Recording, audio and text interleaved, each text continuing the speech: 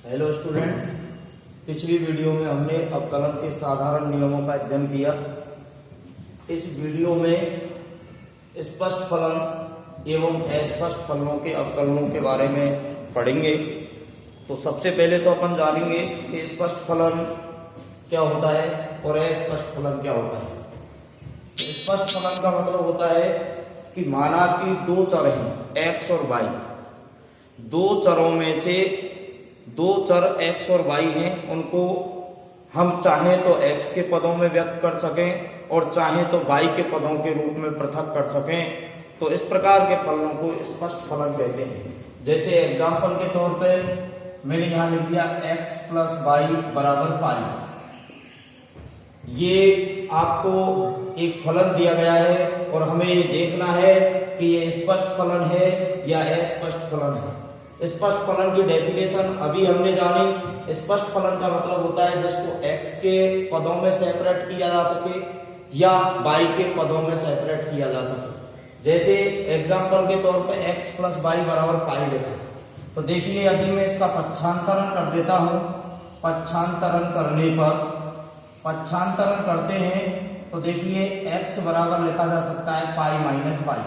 तो कहने का मतलब यहां आपके बात समझ में आ रही होगी कि देखिए इसको y के पदों में व्यक्त कर दिया। एक साइड में x के पद हैं, एक साइड में y के पद हैं, दोनों चर अलग अलग साइड में पृथक हो जाएं तो उसे स्पष्ट फलन कहते हैं। तो कहने का मतलब ये दिया गया फलन स्पष्ट फलन है। x प्लस वाई बराबर पाई एक स्पष्ट फलन है। उसके बाद देखिए आगे है अस्पष्ट फलन।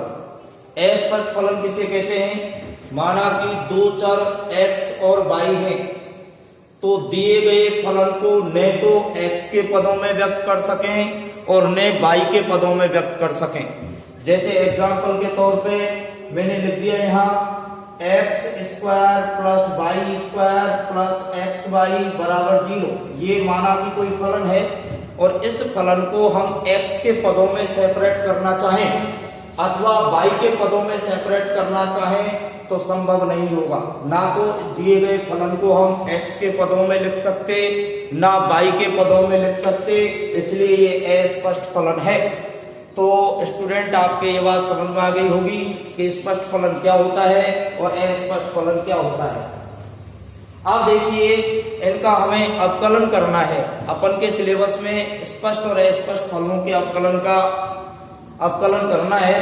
तो सबसे पहले हम जैसे स्पष्ट फलन का अवकलन करें, जैसे माना कि यही क्वेश्चन है कि यदि x प्लस वाई बराबर पाई हो तो, यदि x प्लस वाई बराबर पाई हो तो dy अपॉन dx ज्ञात कीजिए, dy अपॉन dx ज्ञात कीजिए। अगर यही प्रश्न आ जाए तो देखिए सबसे पहले आपको जो फलन दिया गया है उसको लिखेंगे। यहाँ फलन दिया गया है x प्लस वाई बराबर पाई। उसके बाद इसका हम x के सापेक्ष अवकलन करेंगे, क्योंकि क्वेश्चन में हमें ये क्लियर पता लग गया कि x के सापेक्ष अवकलन करना है, क्योंकि dy अपॉन dx पूछा गया है। तो x के सापेक्ष अवकलन करेंगे, यहाँ लिख दिया जाएगा differentiation with respect to x के सापेक्ष अवकलन करने पर ध्यान दें, मैंने आपको अवकलन के साधारण नियमों में बात बताई कि दो या दो से अधिक फलन जिनके मध्य में प्लस माइनस के चिन्ह हो तो उनका अलग अलग अवकलन किया जा सकता है। तो कहने का मतलब ये हुआ कि x का अवकलन अलग कर लेंगे, y का अवकलन अलग कर लेंगे और पाई का अवकलन अलग कर लेंगे। तो देखिए अवकलन करते हैं तो ये हो जाएगा d upon d x x plus y बराबर d upon d x pi. उसके बाद देखिए अवकलन करें तो देखिए x का x के सापेक्ष अवकलन 1 होता है प्लस y का x के सापेक्ष अवकलन dy अपॉन dx होता है, dy अपॉन dx। और आपको पता है पाई एक कांस्टेंट राशि है और अचर राशि का अवकलन 0 होता है, इसलिए इसका अवकलन हो जाएगा 0। और इसका हम पक्षांतरण कर देते हैं। पक्षांतरण करते हैं तो dy अपॉन dx बराबर आ जाता है -1 और ये इसका आंसर है। हमें dy अपॉन dx की वैल्यू निकालनी है। किसी को कोई दिक्कत मेरे हिसाब से नहीं आ रही हो। अब देखिए एग्जाम्पल नंबर 2 की बात करें कि यदि यदि x square plus y square plus x y बराबर 0 हो तो dy अपॉन dx ज्ञात कीजिए, dy अपॉन dx ज्ञात कीजिए। तो इस कंडीशन में आपको सबसे पहले जो फलन दिया गया है उसको लिखना पड़ेगा। सबसे पहले फलन दिया गया है x square plus y square plus x y बराबर 0। दिए गए फलन को आपको देखने से ये स्पष्ट हो जाएगा कि ये अस्पष्ट फलन है, क्योंकि ये इसमें न तो इसको x के पदों में व्यक्त किया जा सकता और न y के पदों में व्यक्त किया जा सकता। तो इस कंडीशन में यहां इसका अवकलन करेंगे डायरेक्ट x के सापेक्ष। x के सापेक्ष ही क्यों करेंगे? क्योंकि हमें dy अपॉन dx निकालना है। तो देखिए differentiation with respect to x, x के सापेक्ष अवकलन करने पर x के सापेक्ष अवकलन करेंगे तो x स्क्वायर का अवकलन 2x हो जाएगा, x की पावर n का फॉर्मूला लग जाएगा। x स्क्वायर का अवकलन 2x प्लस y स्क्वायर का, इसमें भी x की पावर n का फॉर्मूला लगेगा। ध्यान रखने की बात है। तो y स्क्वायर का अवकलन 2y, लेकिन यहाँ एक अतिरिक्त पद आएगा, उस पर विशेष ध्यान रखना है। y स्क्वायर का अवकलन 2y और फिर y का करें तो आ जाएगा dy अपॉन dx। देखिए मैं इसके लिए आपको थोड़ा सा अभ्यास करवा देता हूं। जैसे मैंने लिख दिया d upon dx sin y, ठीक है, इसका हमें अवकलन करना है। तो देखिए अवकलन तो हो जाएगा, sin y का अवकलन क्या होगा? cos y, लेकिन एक अतिरिक्त पद आएगा, कौन सा? dy upon dx। तो इस तरह से ही y स्क्वायर का अवकलन क्या हो जाएगा? 2y dy upon dx। जैसे अपन करें dx और यहाँ लिख दिया y की घात 3। तो देखो y की घात 3 में x की पावर n का फॉर्मूला लगेगा, तो n आगे आ जाएगा, n x की पावर n माइनस 1, यही नहीं छोड़ना है। उसके बाद y का x के सापेक्ष अवकलन होता है dy अपॉन dx। तो ये बात यहाँ इंपॉर्टेंट बात है, मैं समझता हूँ आपके समझ में आ गई होगी। तो देखिए एक बार पुनः देखें, एक्स स्क्वायर का x के सापेक्ष अवकलन 2x होगा, y स्क्वायर का x के सापेक्ष अवकलन 2y dy अपॉन dx होगा। फिर प्लस का चिन्ह, आपको पता है दो चर फलन है x और y, दो चर फलन गुणनफल में दिए गए हों तो उसमें u इंटू b का सूत्र लगता है। तो इसमें u इंटू b का सूत्र लगेगा, कैसे लगेगा बताओ? प्रथम फलन as it is x as it is into द्वितीय फलन का अवकलन। द्वितीय फलन क्या है बच्चों? y। तो y का x के सापेक्ष अवकलन क्या हो जाएगा? dy upon dx, dy upon dx plus द्वितीय फलन as it is y as it is into प्रथम फलन का अवकलन। प्रथम फलन क्या है? x, और x का x के सापेक्ष अवकलन क्या हो जाएगा? 1 बराबर 0। तो मैंने यहाँ अवकलन कर दिया। अवकलन करने के बाद यहाँ कैलकुलेशन करेंगे, तो कैलकुलेशन करें तो 2x as it is plus 2y dy upon dx as it is plus x dy upon dx as it is plus y का गुणा 1 से करें, y बराबर 0।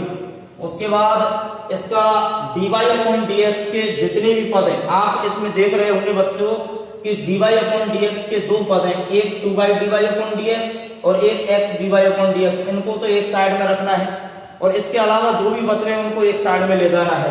तो पक्षांतरण करेंगे तो ये आ जाएगा 2y dy upon dx plus x dy upon dx बराबर 2x को इधर ले गए माइनस 2x और प्लस y को इधर ले गए माइनस y। उसके बाद यहाँ dy अपॉन dx कॉमन क्या बच जाएगा? 2y plus x। उसके बाद माइनस 2x माइनस y। उसके बाद हमारा टारगेट है dy अपॉन dx की वैल्यू निकालना। dy अपॉन dx की वैल्यू तभी निकलेगी जब 2y प्लस x को यहाँ से हटा दिया जाएगा, हट के ये बटे में चला जाएगा। तो इसका मतलब हो जाएगा dy अपॉन dx बराबर minus 2x minus y upon 2y plus x, और ये इसका आंसर। तो बच्चों आपके माइंड में ये बात सेट हो गई होगी कि स्पष्ट फलनों का अवकलन और अस्पष्ट फलनों का अवकलन कैसे करते हैं। जैसे एग्जाम्पल के तौर पे एक आध क्वेश्चन और ले लेता हूं, और वो क्वेश्चन बहुत इंपॉर्टेंट क्वेश्चन है, और देखिए प्रैक्टिस का भी प्रश्न है, बगैर प्रैक्टिस के क्वेश्चन संभव नहीं हो पाएगा। तो देखिए प्रश्न लिख रहा हूं, ध्यान देना, कई बार बोर्ड एग्जाम में पूछा गया है। 5 नंबर में। इसलिए आप गौर से ध्यान रखना कि यदि x under root 1 plus y plus y under root 1 plus x बराबर 0 हो तो सिद्ध कीजिए dy अपॉन dx, सिद्ध कीजिए dy अपॉन dx बराबर -1 अपॉन 1 प्लस एक्स का होल स्क्वायर।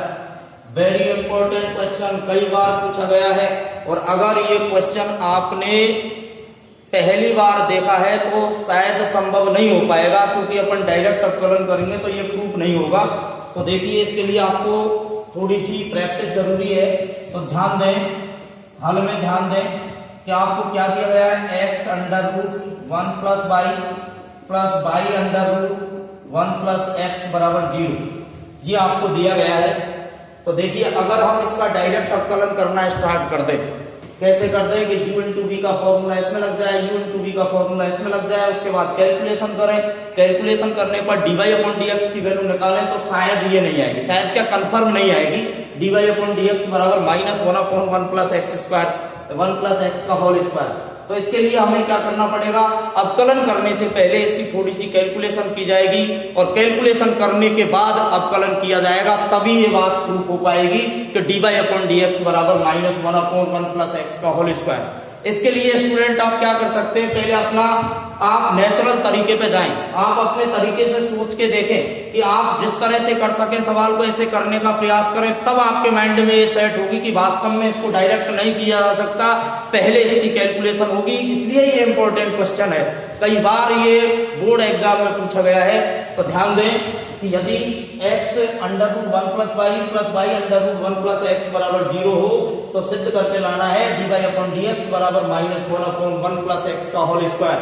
तो स्टूडेंट ध्यान दें, ये दे दिया, इसका डायरेक्ट अवकलन नहीं करना है, पहले इसकी थोड़ी सी कैलकुलेशन करनी है, और कैलकुलेशन जब हो जाएगी उसके बाद उसका अवकलन करना है। ध्यान से सुनना, सबसे पहले पक्षांतरण करेंगे, पक्षांतरण करेंगे तो देखिए x under root 1 plus y बराबर -y under root 1 plus x, इसको इधर ले गए, माइनस का हो गया, दोनों पक्षों का वर्ग करेंगे स्टूडेंट, ताकि अंडर रूट हट जाए, माइनस चिन्ह भी हट जाए। दोनों पक्षों का वर्ग करने पर, दोनों पक्षों का वर्ग करेंगे तो ये हो जाएगा एक्स स्क्वायर, और अंडर रूट हट जाएगा 1 प्लस वाई, ये हो जाएगा वाई स्क्वायर, अंडर रूट हट जाएगा 1 प्लस एक्स। स्टूडेंट आगे अपने आप स्टेप देख रहे हैं कैलकुलेशन की, कि इनटू कर दो इसको, एक्स स्क्वायर इंटू 1 किया x square plus x square y किया तो एक्स स्क्वायर वाई बराबर वाई स्क्वायर का गुणा एक्स से किया तो y square plus y square x. उसके बाद पक्षांतरण करके सबको एक साइड ले आए, पुनः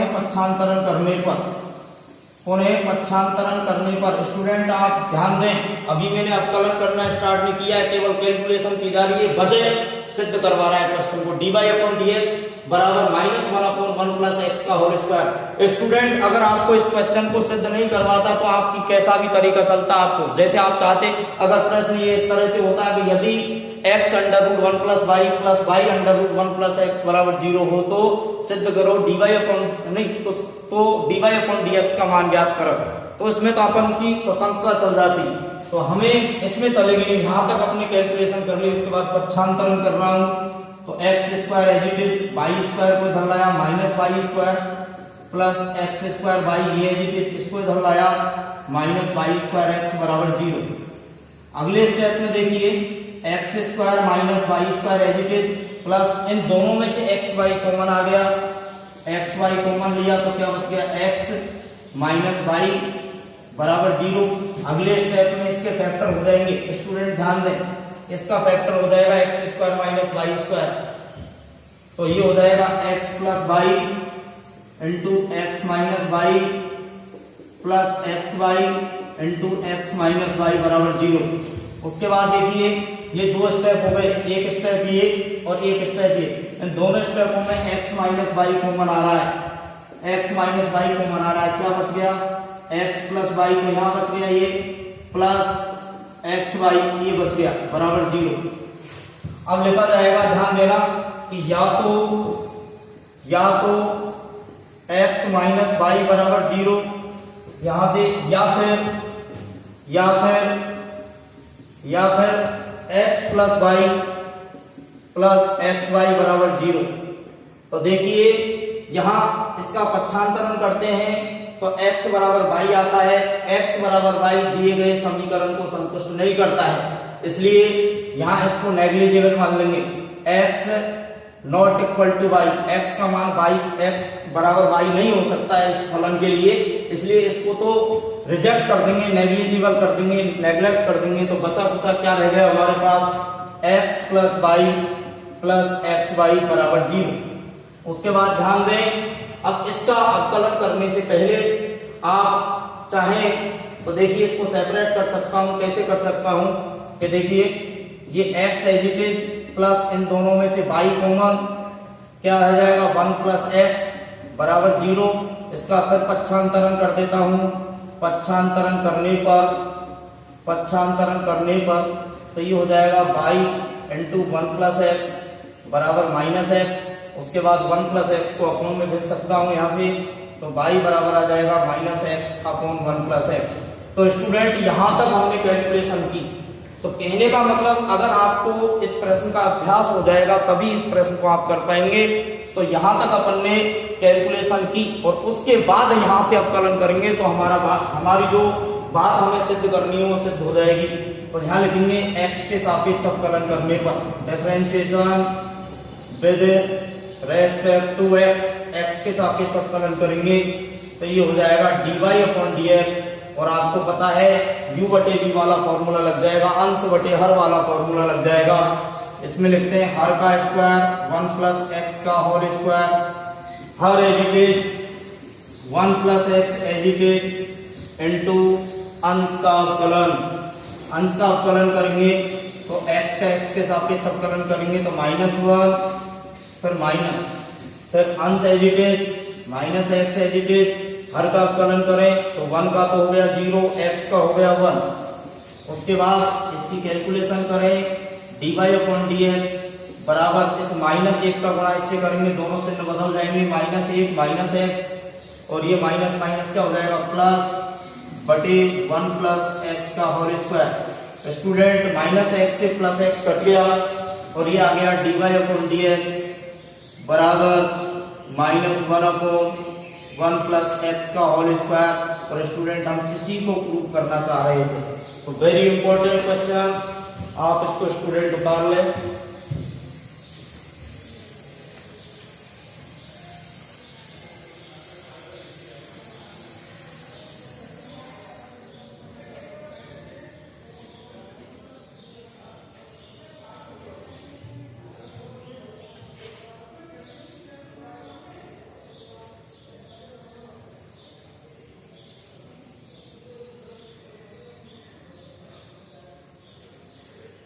अरे भाई साहब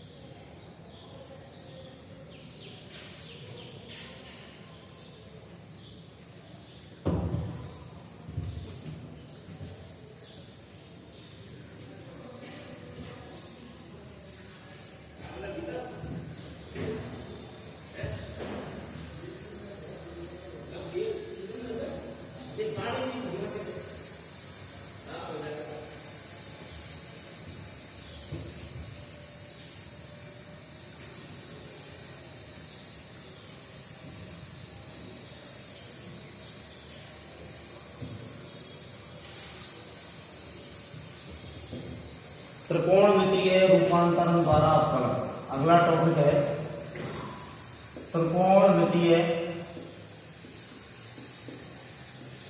रूपांतरण द्वारा अवकलन।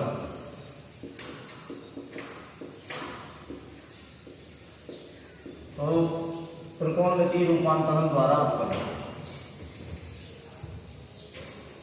देखिए त्रिकोणमितीय रूपांतरण क्यों करते हैं?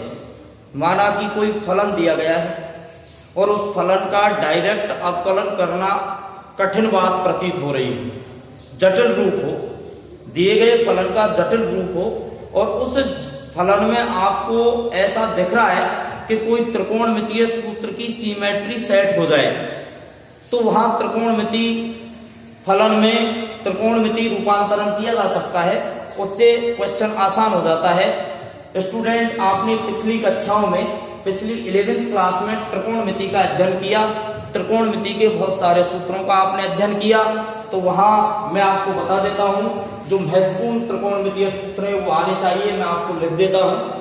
देखिए, ये त्रिकोणमितीय सूत्र आपने पढ़ा होगा, sin a प्लस बी बराबर या sin a plus b plus sin a minus b बराबर होता है 2 sin a cos b, 2 sin a cos b। ये त्रिकोणमितीय सूत्र भी काम आ जाता है। दूसरा, sin a plus b minus sin a minus b बराबर 2 cos a sin b, 2 cos a sin b। उसके बाद अगला formula cos a plus b बराबर cos a plus b plus cos a minus b बराबर 2 cos a cos b, 2 cos a cos b। या फिर cos a plus b minus cos a minus b बराबर होता है minus 2 sin a sin b, 2 sin a sin b। या फिर देखिए,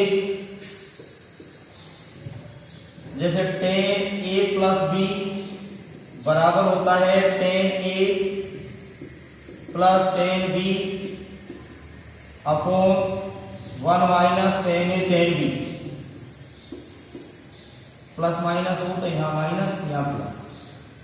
उसके बाद देखिए 2a वाले फॉर्मूले, sin 2a बराबर होता है 2 sin a cos a।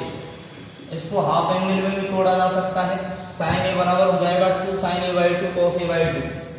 इसी तरह से sin 2a का tan के पदों में sin 2a बराबर 2 tan a upon 1 plus tan square a, 1 plus tan square a। ऐसे ही cos 2a बराबर होता है cos square a minus sin square a।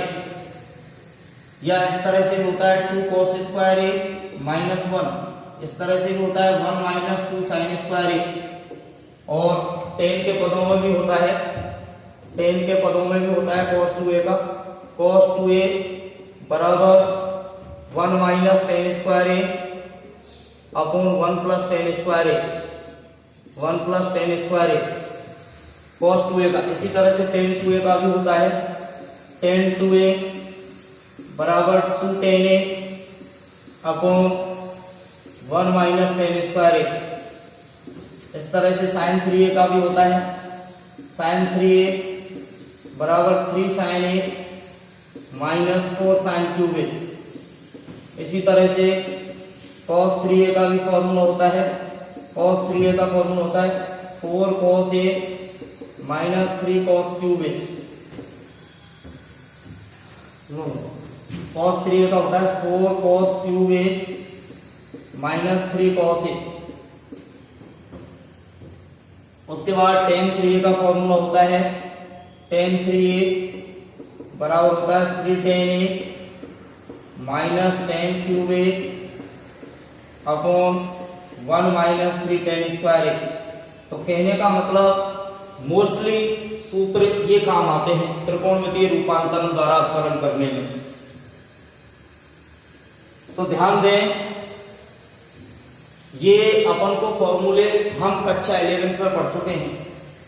मैं अभी आपसे एक बात कर रहा था कि यहाँ माना कि कोई क्वेश्चन आ जाए, कोई फलन आ जाए और डायरेक्ट फलन का अवकलन करने में कठिनाई महसूस हो रही है, तो कहने का मतलब फलन का जटिल रूप है। तो फलन के जटिल रूप को सरलतम रूप में कन्वर्ट करने के लिए त्रिकोणमितीय रूपांतरण या त्रिकोणमितीय सूत्रों को काम में लेते हैं, जिससे जटिल रूप सरलतम रूप में बदल जाता है। देखो, जटिल रूप को सरलतम रूप में बदलने के दो बातें हैं। सबसे पहली बात तो क्या है कि त्रिकोणमितीय रूपांतरण द्वारा जटिल रूप सरलतम रूप में बदल जाता है।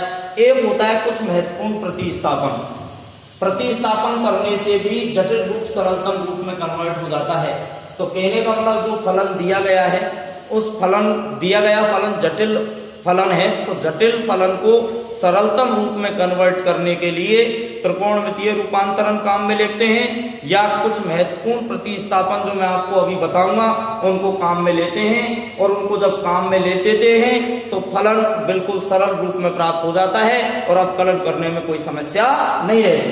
तो देखिए, ये फॉर्मूले तो आपने कक्षा 11वीं में पढ़ लिए। उसके बाद देखिए कुछ महत्वपूर्ण प्रतिस्थापन त्रिकोणमितीय रूपांतरण द्वारा अवकलन के मैं उदाहरण भी आपको बताऊंगा, एग्जाम्पल से क्वेश्चन भी समझाऊंगा। तो यहाँ समझने का प्रयास करें। कुछ महत्वपूर्ण प्रतिस्थापन भी पढ़ेंगे।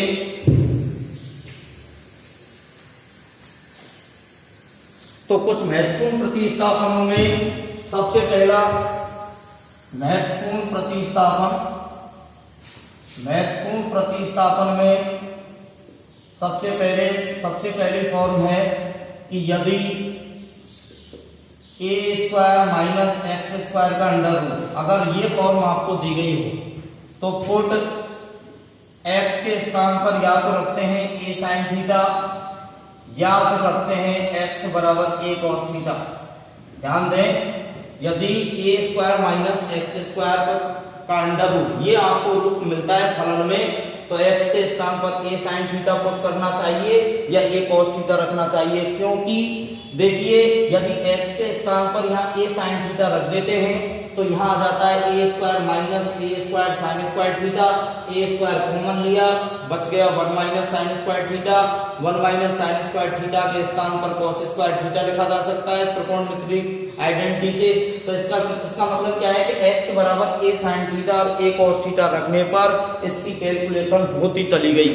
मतलब जटिल रूप को सरलतम रूप में कन्वर्ट करने का मतलब यही है कि कैलकुलेशन, जैसे अपन ने x के स्थान पर a sin थीटा पुट करने पर अपने आप माइंड में कैलकुलेशन बनती चली जाए, वो है सरलतम रूप। उसके बाद ध्यान दें, दूसरा रूप है यदि x square minus a square का अंडर रूट दिया गया है।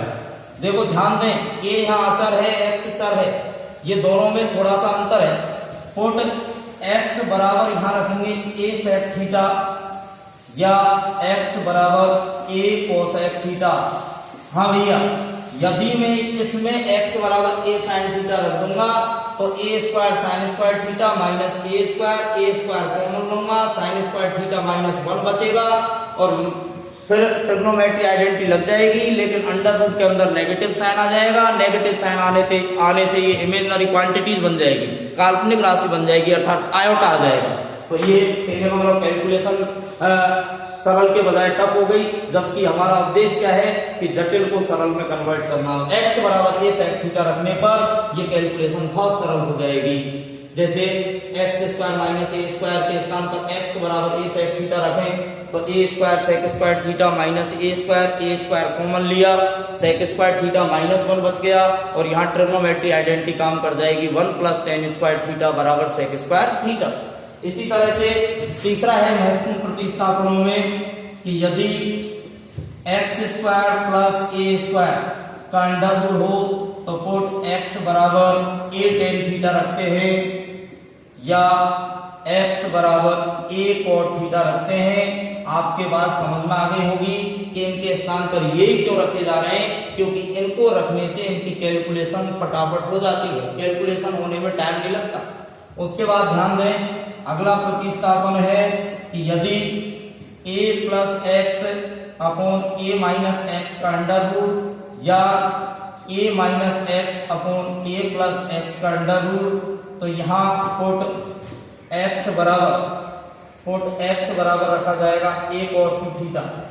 देखो x बराबर a cos 2 थीटा रखते हैं तो a plus a cos 2 theta upon a minus a cos 2 theta, a common क्या रह जाएगा 1 plus cos 2 theta upon 1 minus cos 2 theta.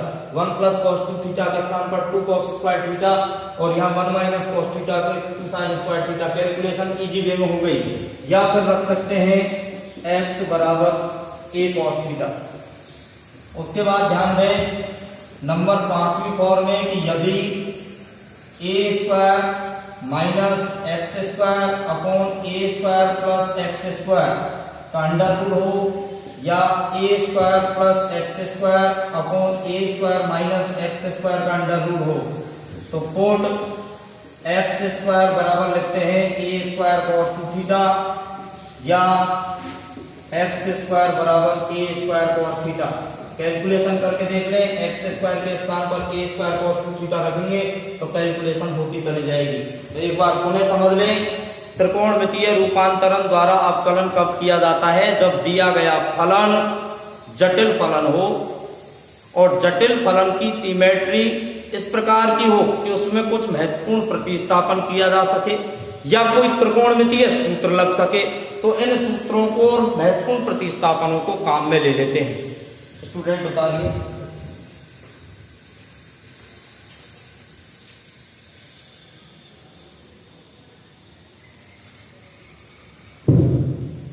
Next video में त्रिकोणमितीय रूपांतरण द्वारा अवकलन का अध्ययन किया जाएगा विद एग्जाम्पल के। धन्यवाद।